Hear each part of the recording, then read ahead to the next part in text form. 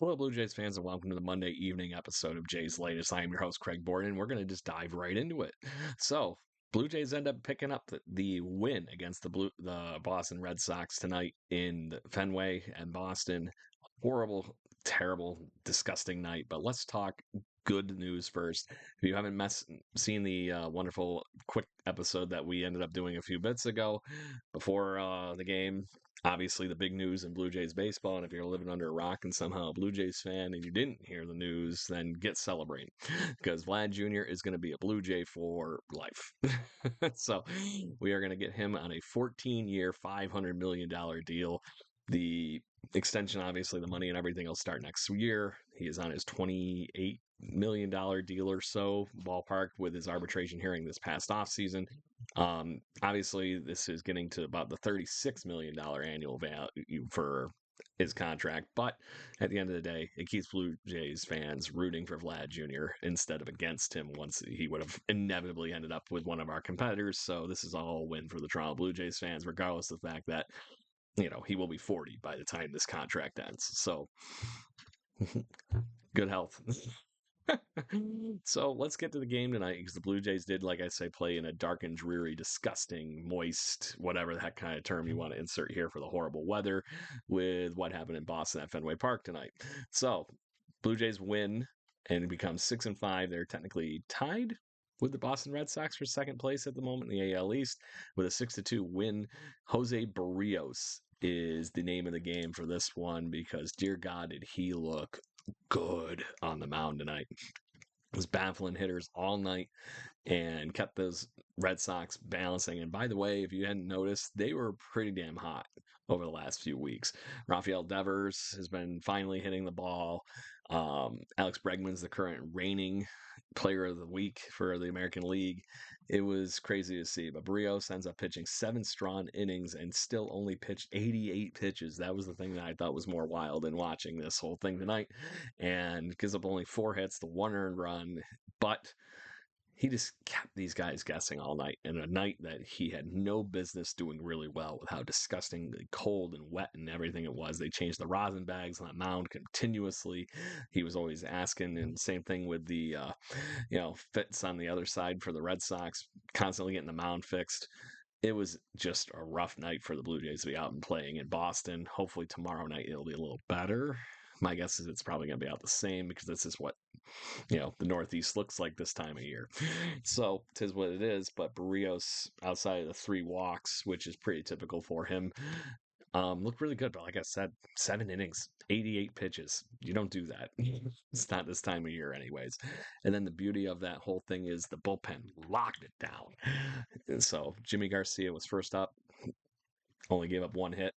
One was a run, but he was able to get out of it pretty much unscathed. And then Jeff Hoffman comes and slams the door wide shut for his, I think, 3rd save of the year. I'm going to double check now.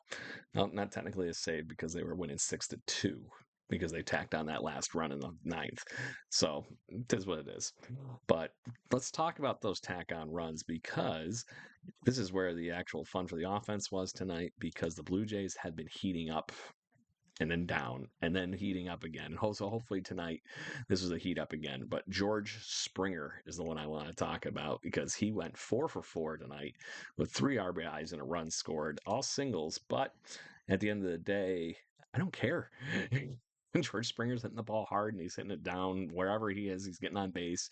He's looking good running even after the collision in the wall the other night. That was what was a very scary moment for a guy that was looking like he was actually trending in the right direction. I am very happy to see that George Springer is not only healthy, but he's hitting the ball hard, playing great defense, and driving in runs because that is the key to the Blue Jays' success. They need to be driving in more runs. The 13 hits tonight wouldn't have alone done it.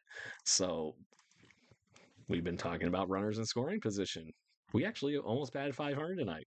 6 for 13 with runners in scoring position, and that was mostly due to the factor that, like I mentioned, George Springer was clutch tonight. Was able to score 3 runs on hits and then able to score once himself. Andres Jimenez ended up stealing 2 bases and driving in one of the other runs on a sac fly. And then Nathan Lucas actually was the last one. So that was a crazy one to that point. So very good for the Blue Jays tonight. And like I said, it's nice to see them moving around the bases. And Bobichette was the only one that had an extra base hit. I am still dying to see some extra hits, dingers, all these wonderful things that we are used to seeing as a Toronto Blue Jays fan because we are the typical wait for the home run, a la Joe Carter level. We have not been hitting home runs. So I'm glad that they're finding ways to start scraping some of these runs together because this is what a regular baseball team should look like if we are having trouble scoring runs. And there he is. So, on that note, that was really great to see that they actually pulled together on offense, did everything that they needed to do to come out with a W in just a refrigerator that was Boston, Massachusetts tonight. So, good things, all fun. And let's talk preview really quickly to what is going to happen tomorrow night in Boston. So, we are actually going to have a heck of a matchup here for the Blue Jays hitters tomorrow night in Garrett Crochet. If you haven't seen what this young man can do as a lefty, it is slightly obnoxious. Garrett Crochet is the second coming of, I'll say, probably biggest comp is somebody like Chris Sale.